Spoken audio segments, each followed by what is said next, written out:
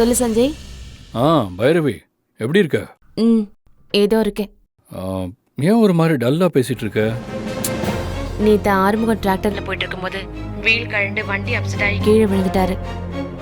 அவரு கை காலெல்லாம் ஃப்ராக்சர் ஆயிருக்கு. ஐயோ, என்ன பைரவி சொல்ற?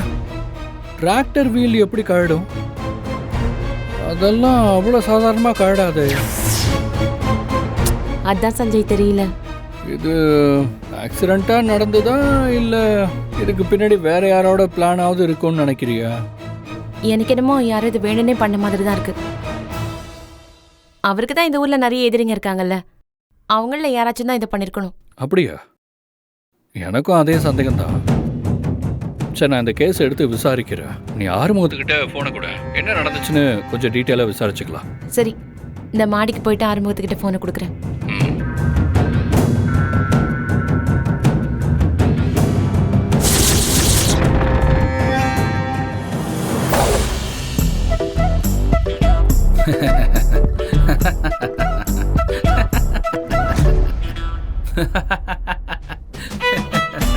என்ன, இவனுக்கு காலில் தானே அடிபட்டுச்சு.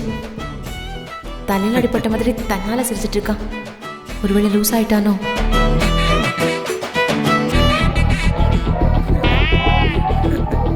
ஏய், என்னாச்சு?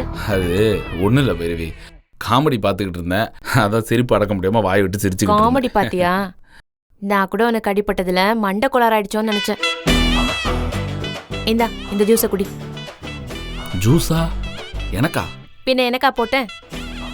எனக்காக ஜூஸ் போடுற அளவுக்கு நீ மாறிட்டியா? அத்தை உன்னை பார்த்துக்க சொன்னதுனால ஜூஸ் போட்டு எடுத்துட்டு வந்தேன். நான்லாம் ஒன்றும் மாறல. தானே பார்த்தேன்.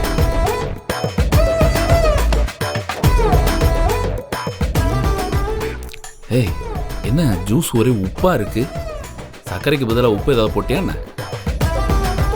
இல்லையே, சுகர் தானே போட்டேன். இந்தா நீயே குடிச்சுப்ப, உப்பு கரிக்குது.